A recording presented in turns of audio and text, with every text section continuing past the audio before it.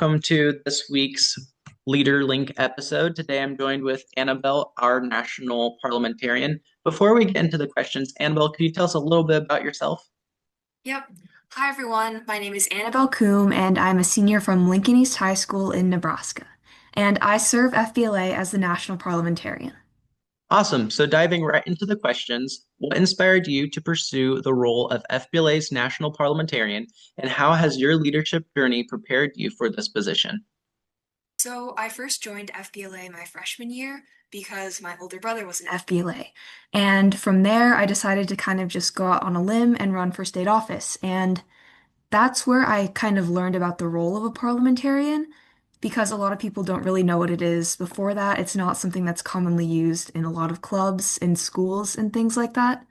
So the role really spoke to me because it focused on those ideals of like equal voices and making sure that everybody has representation, which is important to me as a leader. So I kind of just got really into it, and then I ran for state parliamentarian my freshman year and then won. So I got to serve as the Nebraska state parliamentarian my sophomore year, which was a really great experience. And then as I just kept going through FBLA, I wanted to just be more and more involved. And I joined the National Parley Council 2 times, and now I'm here. Awesome. So, can you describe to us the steps you took to become a parliamentarian and the challenges you overcome along the way? Yeah. So first I started off, as I said before, by running for state parliamentarian. And basically what that was is it's different in every state, but what I had to do was go through like a screening day. So just as a state officer candidate, I had to take a test, do a board interview, get approved and everything like that. And then at state, I had to score the highest on the parliamentary procedure exam.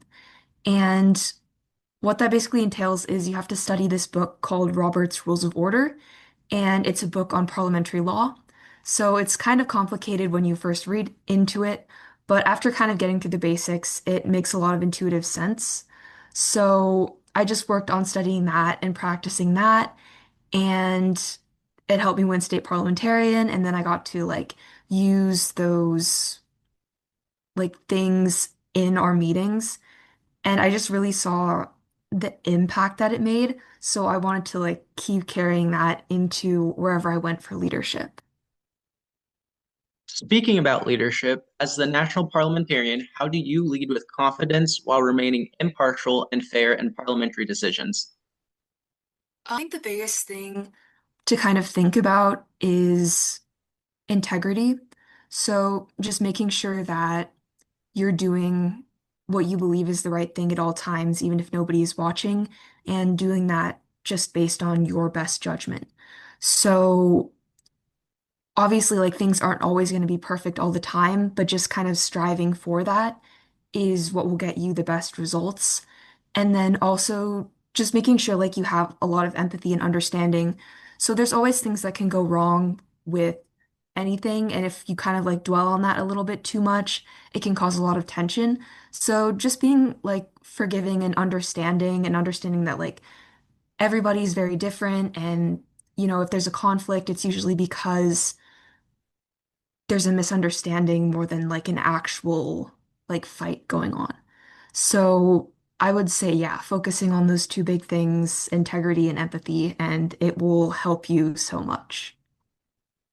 Diving a little bit more into leadership, how do you balance authority and approachability when serving as a national leader in FBLA? And how necessary do you believe it is to be approachable while in a leadership position? Yeah. So I think that's a really good question. I remember like when I was a freshman and everything, like looking up at like the state and national officers was always very like scary and you respect them, but you also kind of like fear them a little bit. And I thought about that a lot as a national officer now. So what I personally believe, and everybody like operates a little bit differently.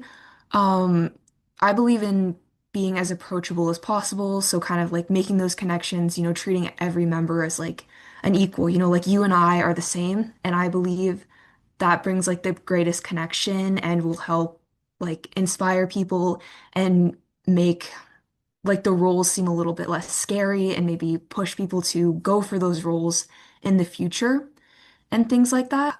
Okay, so where I was going with that is it's like super important to be approachable, but in terms of like authority, what you want to do with that is be somebody that people can trust, is what I believe is the most important. So just kind of like circling back to that integrity thing, for people to look at you as a leader, they need to be able to trust that you'll like do the right thing and you'll lead even if you didn't like have that position in the first place.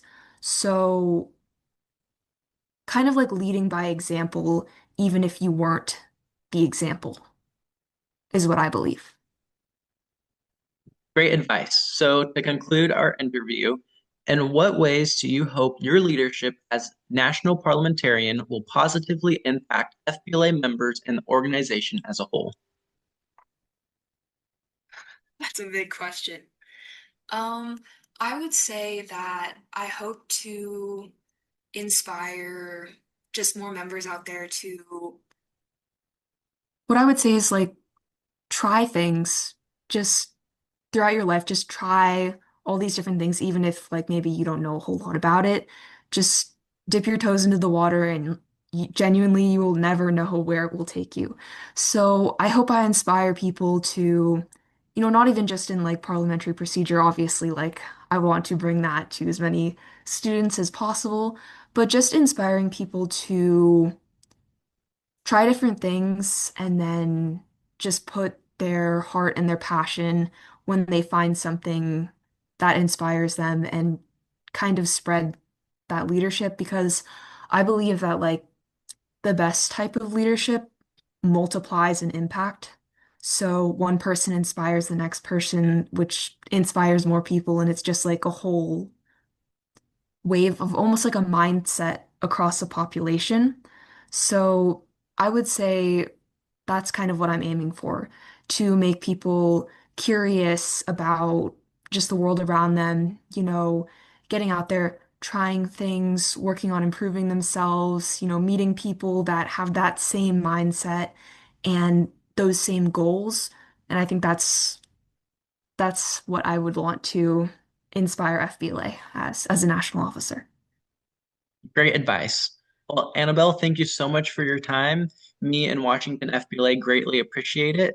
And everybody, I hope you have a great rest of your day. Bye.